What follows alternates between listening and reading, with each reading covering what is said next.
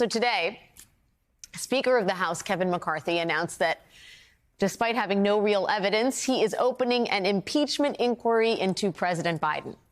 Lucky for us, we don't have to wonder whether or not this is a bad faith effort by Speaker McCarthy. And that is because back in 2015, when he was pitching himself for House leadership, Mr. McCarthy said the quiet part out loud.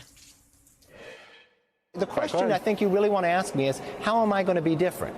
What are you going to see differently? I love how you asked my questions, but go ahead. That was one of my questions. Go right ahead. Well, I knew you'd want to ask it. What you're going to see is a conservative speaker that takes a conservative Congress, that puts a strategy to fight and win. And let me give you one example. Everybody thought Hillary Clinton was unbeatable, right?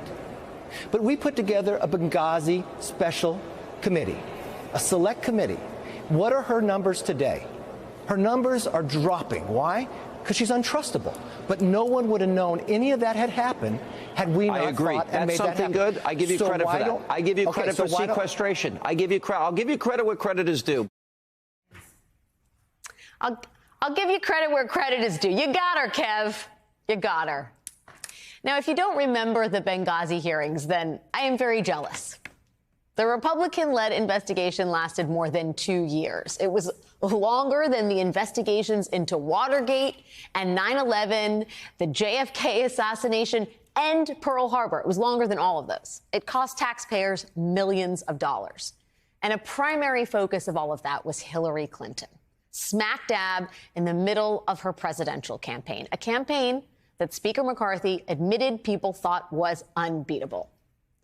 Now, when the Benghazi hearings concluded, the final report found no evidence of wrongdoing by former Secretary of State Clinton.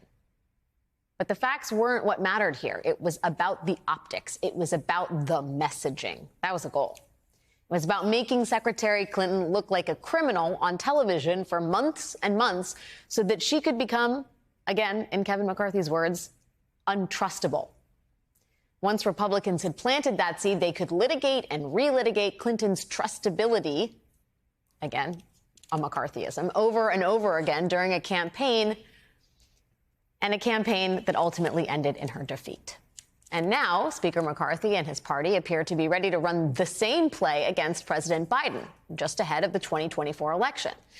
Now, remember, there has already been a Republican committee in the House investigating President Biden for months. Earlier this year, that committee released a report that confirmed, much like the Clinton investigation, that there was no evidence of wrongdoing by President Biden. But again, the facts do not seem to be the point here. The point is to create months of conservative TV coverage that makes Biden seem like he is in just as much legal hot water as former President Trump. It is to make Joe Biden untrustable before the 2024 election, with the hope that the race ends the same way that it did for Hillary Clinton. This is what they got. This is, if you can believe it, this is the plan.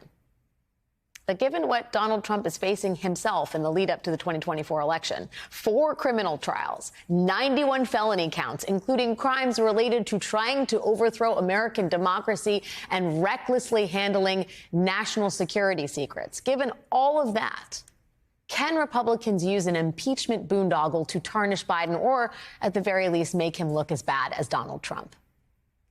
Boy, that is an uphill climb. 91 felony counts is not a small number. But remember, the truth is beside the point here. Remember back in 2020, the Republican staff of the Senate Finance and Homeland Security Committees issued this joint report that, among other things, made a very, very specific claim that President Biden's son, Hunter Biden, received a $3.5 million wire transfer from the wife of the former mayor of Moscow. The Washington Post looked into that very specific claim. They even found the wire transfers the committees were referencing. But the Washington Post found no evidence that Hunter Biden was part of those transactions. The claim was not true. But that did not mean that candidate Donald Trump would not use it.